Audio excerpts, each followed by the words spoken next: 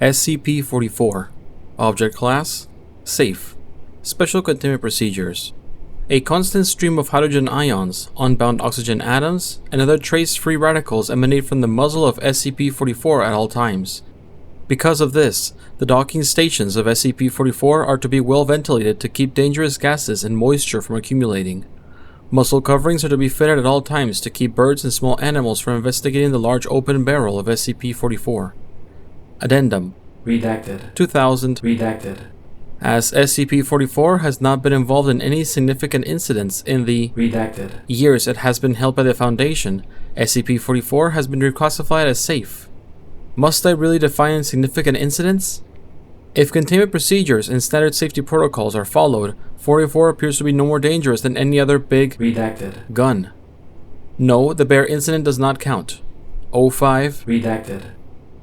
Description: SCP-44 is a howitzer, secretly manufactured in the late stages of the Second World War by Krupp engineers, personally supervised by Albert Speer, German Minister of Armaments and War Production under Adolf Hitler. SCP-44 is unique not only because of its size, 251,000 kilograms, or 251 metric tons, but also because it fires unconventional artillery using an atypical delivery method. Rather than having a breech for loading shells, the rear of the barrel is configured into a massive air compression chamber. Any object or pile of objects that fits may be loaded into SCP-44's muzzle to be used as ammunition. Because of its size, SCP-44 must remain rail-mounted and requires 2 freight locomotives to move. Researchers believe that SCP-44 weakens molecular and atomic bonds in any material loaded into its muzzle. However, the method by which SCP-44 affects molecular bonds is not known, due primarily to the numerous complex mechanisms that compose the housing and workings of SCP-44. In fact, some mechanisms appear to be useless and seem to do nothing other than spin or make noise, even when SCP-44 is not supplied with power.